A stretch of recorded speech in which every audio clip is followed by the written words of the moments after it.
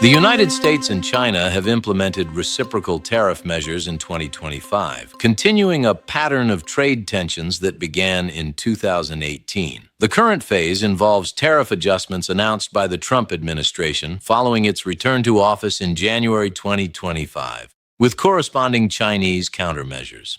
These developments occur within a broader context of supply chain restructuring, debate over tariff economic effects, and questions about executive authority in trade policy. The measures affect multiple sectors, including manufacturing, agriculture, technology, and consumer goods. This analysis examines 10 interconnected elements.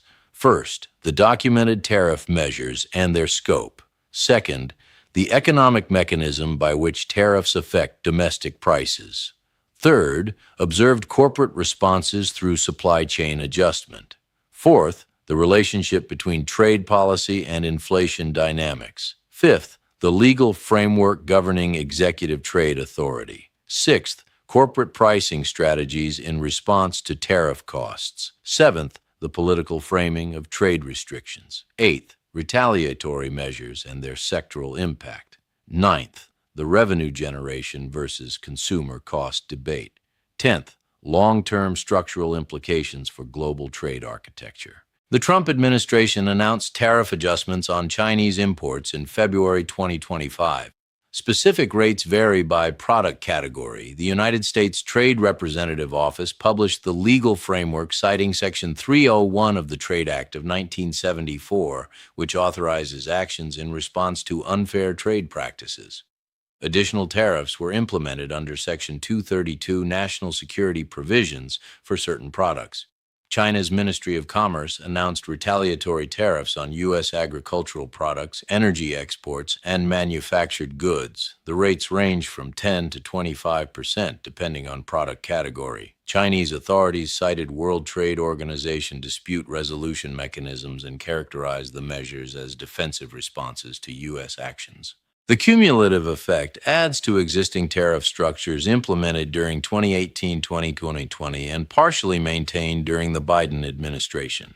According to the Peterson Institute for International Economics, effective tariff rates on Chinese goods increased from approximately 3% in 2017 to levels exceeding 19% by 2025 when all measures are calculated. Chinese tariffs on U.S. goods increased from approximately 8% to over 21% during the same period. The documented scope affects hundreds of billions of dollars in bilateral trade. U.S. imports from China exceeded $400 billion in 2024. U.S. exports to China totaled approximately $150 billion. The tariff measures apply to substantial portions of these trade flows, though some categories remain exempt or subject to exclusion processes. Economic theory regarding tariff incidence has been extensively studied. The standard analysis holds that tariffs function as taxes on imported goods. Who bears the cost depends on price elasticity of supply and demand. When foreign suppliers have limited ability to reduce prices and domestic purchasers have limited alternatives, the cost falls primarily on domestic purchasers. Empirical studies of the 2018-2020 tariff implementation provide documented evidence. Research by economists at the Federal Reserve, University of Chicago, Princeton, and other institutions examined price changes following tariff implementation. The findings published in peer-reviewed journals show that tariff costs were almost entirely passed through to U.S. importers and consumers, rather than being absorbed by Chinese exporters through price reductions. The mechanism works as follows. When a tariff is imposed, the importing company must pay the tariff to U.S. Customs at the border. This increases the company's cost of acquiring the product.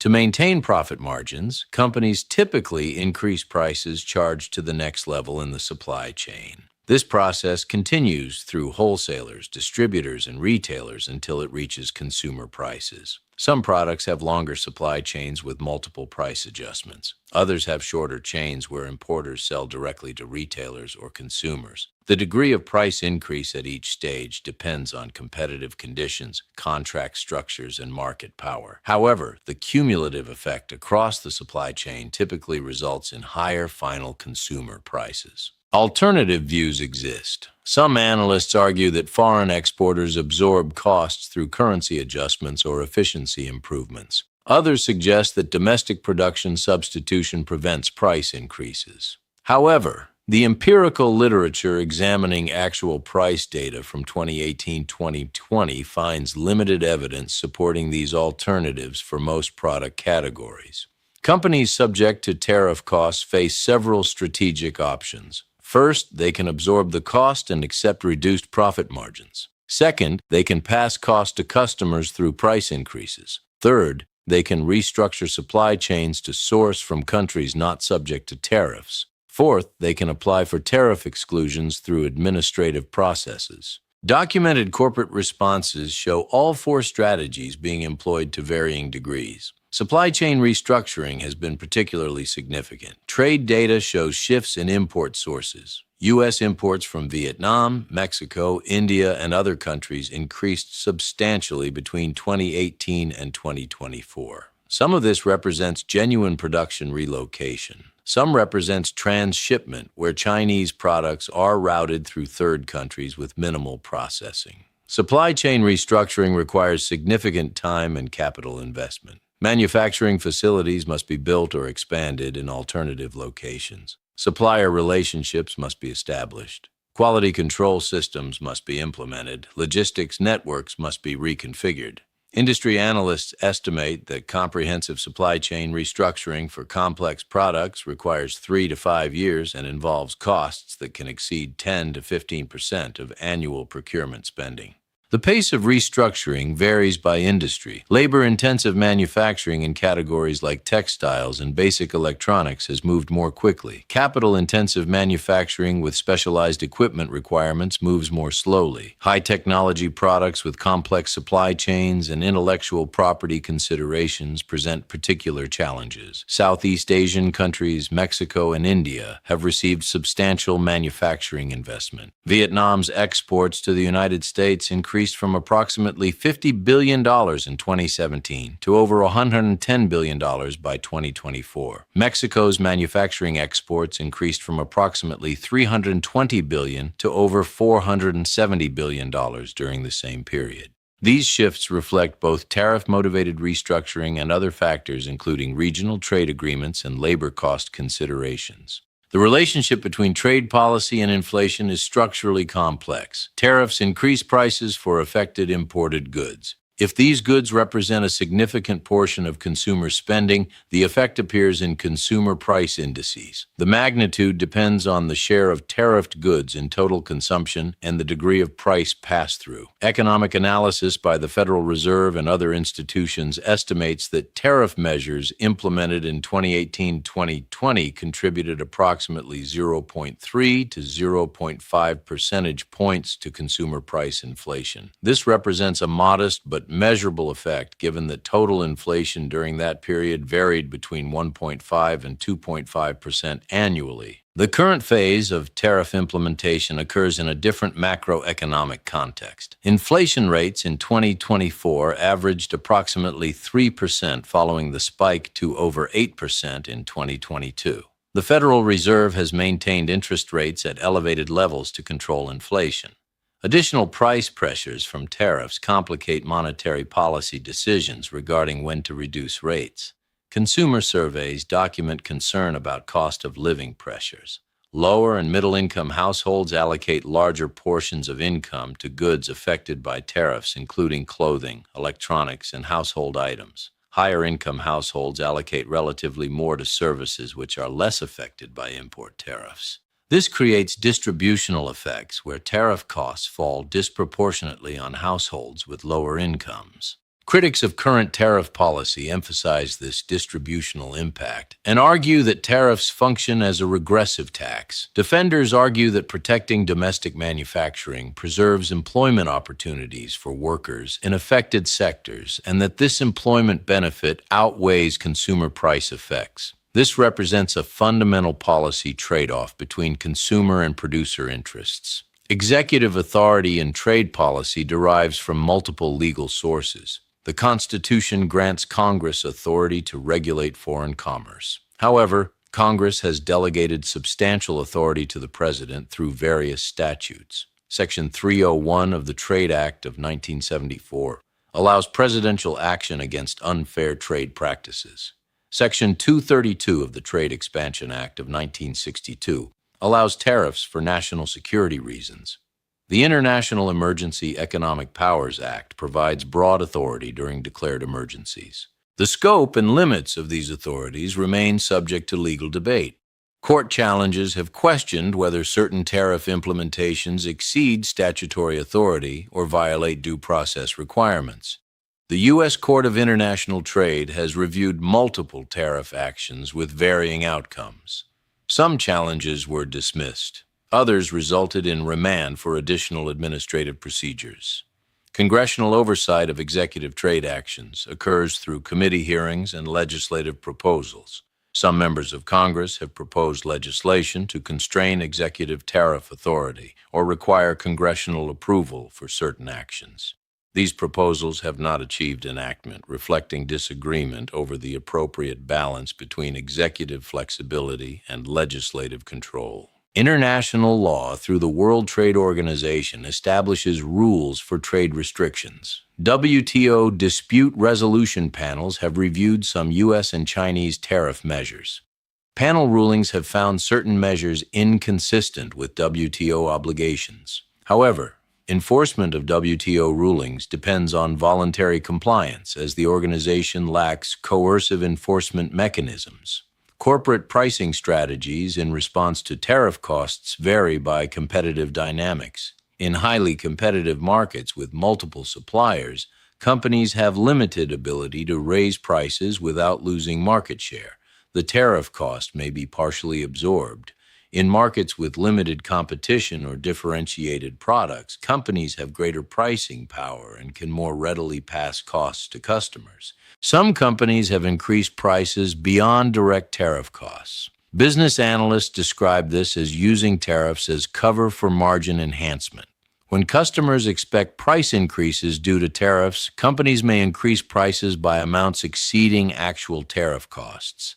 Distinguishing between tariff-justified price increases and opportunistic pricing requires detailed cost accounting that is typically not publicly available. Retailer data shows price increases for imported goods during 2018-2020 that correlated with tariff implementation.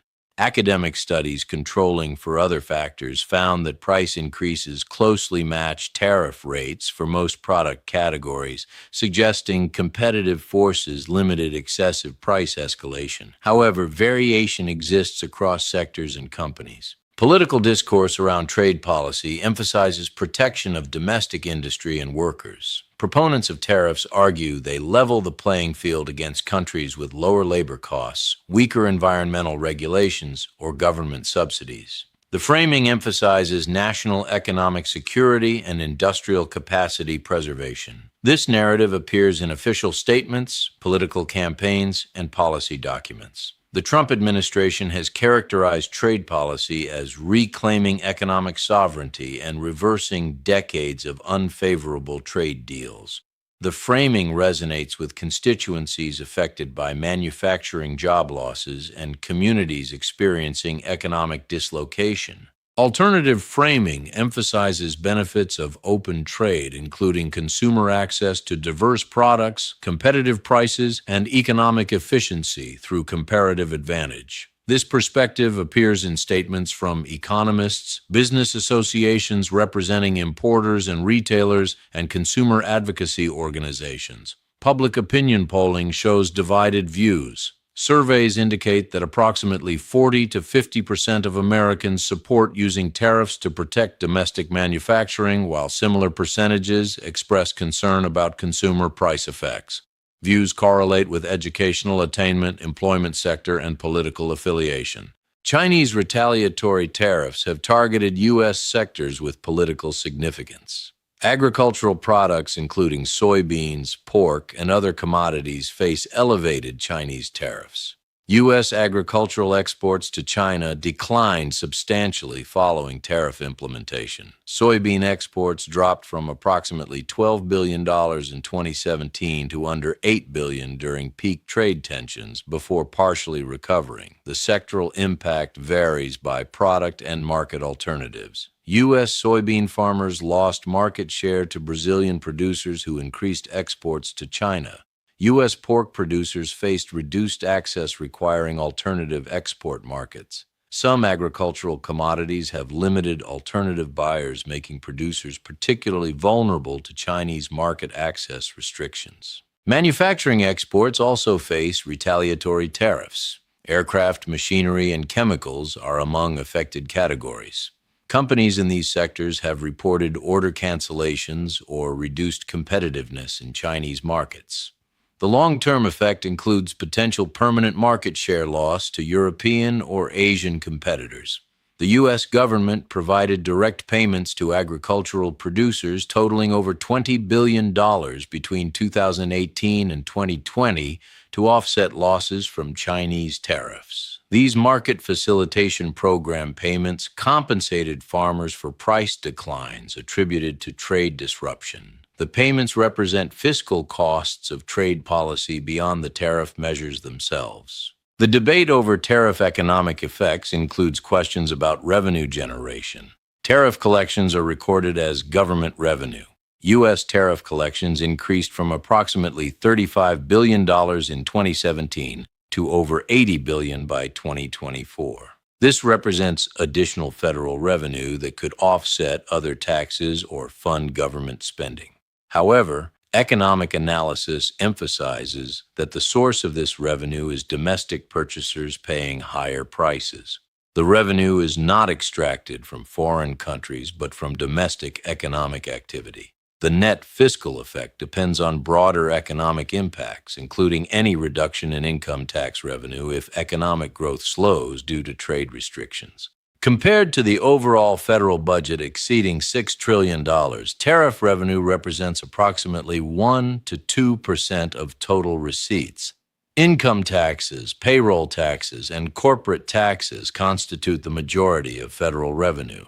Tariffs generate modest revenue relative to total government financing needs. Some analysts argue that tariff revenue should be evaluated as part of broader strategic objectives, including industrial policy and national security, rather than purely fiscal terms. Others emphasize that equivalent revenue could be raised through alternative tax mechanisms that create less economic distortion and more progressive distributional effects. Long-term implications of sustained trade restrictions depend on multiple factors. If tariffs remain elevated indefinitely, the supply chain restructuring becomes permanent. Manufacturing capacity continues shifting to alternative countries. U.S. China economic integration decreases. The global economy operates with higher transaction costs and reduced efficiency. Academic research on historical trade restrictions provides context.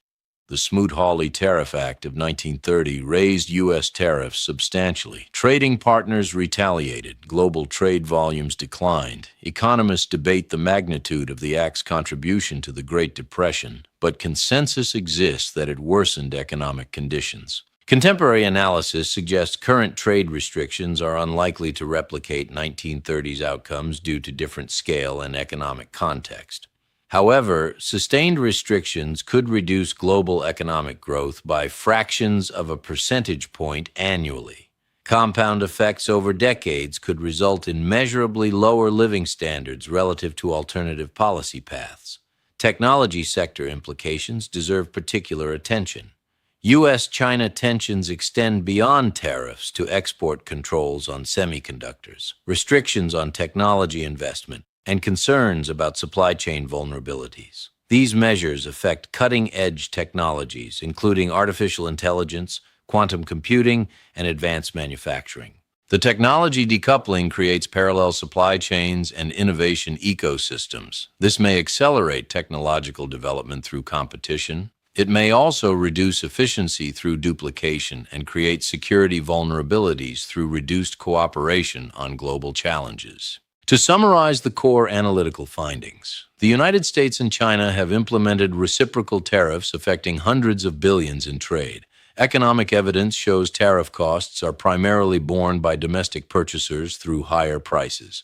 Companies are restructuring supply chains to alternative countries at substantial time and capital cost. Tariffs contribute measurably to inflation with disproportionate impact on lower-income households.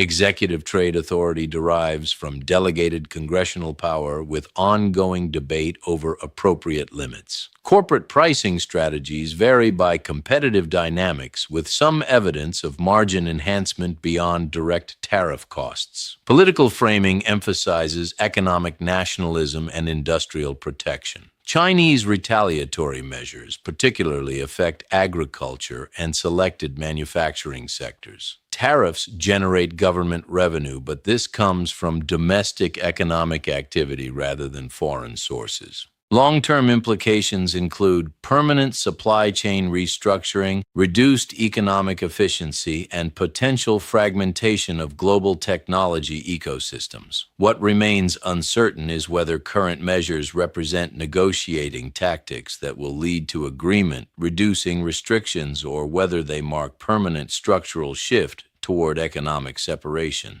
The trajectory of supply chain restructuring, the effectiveness of alternative sourcing in avoiding tariff exposure, the political sustainability of trade restrictions given consumer price effects, and the broader geopolitical implications of economic decoupling remain subject to ongoing developments. The key variables shaping future outcomes include political will to maintain restrictions despite economic costs, China's strategic responses, third country positioning in evolving trade networks, technological developments enabling production restructuring, and multilateral trade governance through international institutions. Analysis continues tracking trade flow data, price indices, corporate investment decisions, and policy announcements from relevant governments.